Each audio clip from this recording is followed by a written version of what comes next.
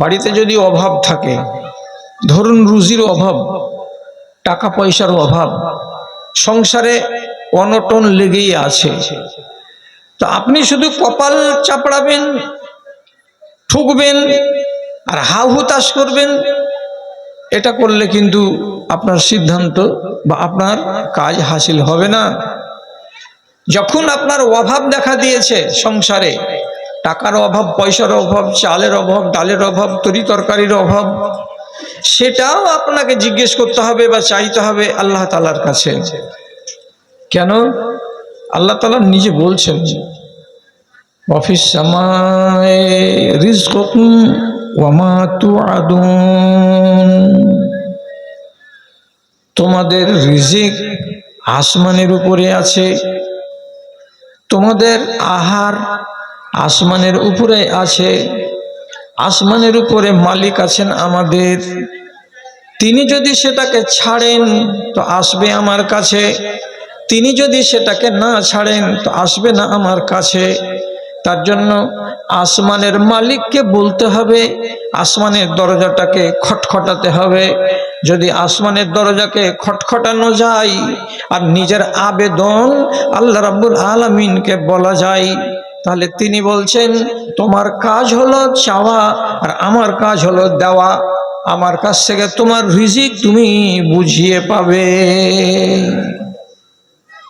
হাদিসে কুদসিতে আছে, প্রত্যেক দিন গিয়ে রাতে 2:30টার সময়, 3টার সময় আল্লাহ তাআলা প্রথম আকাশে নেমে আসেন, এসে দুনিয়ার মানুষকে ডেকে বলেন, দুনিয়ার মানুষকে ডেকে বলেন 3টা কথা।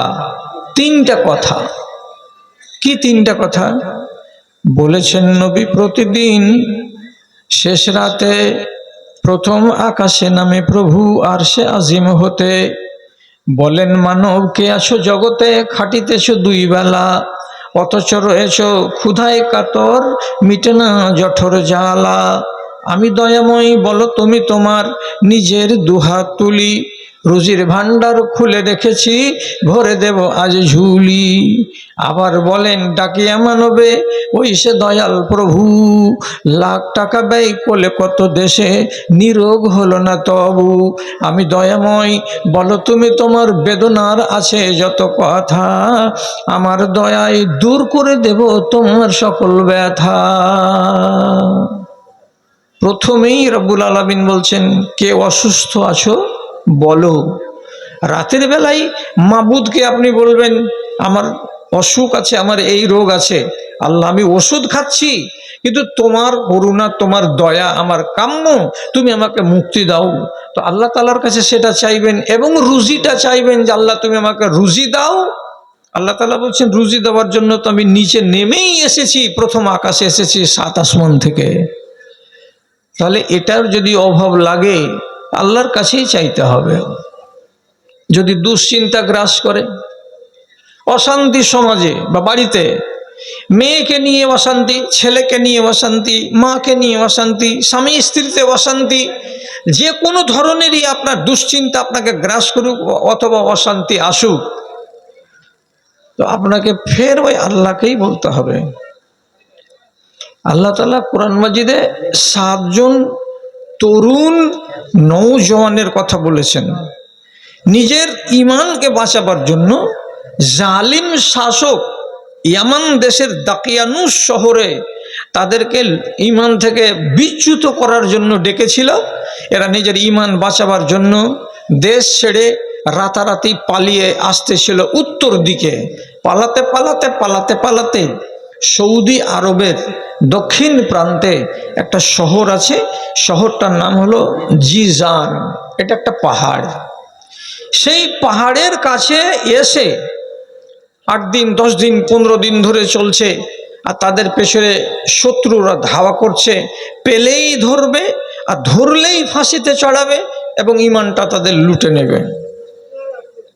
তো এরা এই গুহার কাছে এসে, পাহাড়ের একটা ছোট্ট খালের কাছে এসে আল্লাহ তাআলাকে বলছেন, রব্বানা হাবলানা মিন লাদুনকা রাহমাতান, পরওয়ারদিগার আমরা এই 7 জন যুবক আমাদের সাথে রয়েছে আমাদের কুকুরটাও। আমরা মাঠে কাজ করতে করতে পালিয়ে এসেছি এদিকে। তুমি তোমার পক্ষ থেকে শান্তি নাজিল করো, রহমত নাজিল করো, এমন শান্তি দাও মালিক যে শান্তিটা আমাদের যত রকমের চিন্তা আছে সবকে দূর করে দেয়, যত রকমের আমাদের দুশ্চিন্তা আছে সবকে থেকে মুক্ত হয়ে যায়। আল্লাহ বলছেন, দুশ্চিন্তা থেকে মুক্তির জন্য আমার দ্বারে এসেছো, তোমাকে মুক্ত করে দেব। ঘুম দিয়ে দিলেন আল্লাহ তাআলা তাদেরকে 309 বছরের মতো। একদিন নয়, 2 দিন নয়, 309 বছরের মতো ঘুমিয়ে গেল এই 7 জন যুবক। উদ্দেশ্য কাহানি বলা নয়, শুধু এটা আপনাকে শোনাতে চাইছি যে আল্লাহ তাদের দুশ্চিন্তাটাকে দূর করলেন কি করে। তারা ঘুমিয়ে গেল। এবার কেউ জানে না, এলাকার লোক, দেশের লোক, এই পাহাড়ের গুহায় নির্জন জায়গাতে কে আছে। আল্লাহ তাআলা তাদের গায়েব থেকে খাবার ব্যবস্থা করলেন, তাদেরকে কট বদল করে দেওয়ারও ব্যবস্থা করলেন। একবার ডান দিকে একবার বাম দিকে ঘুরিয়ে ঘুরিয়ে ঘুরিয়ে ঘুরিয়ে এইভাবে 309 বছর কেটে গেল।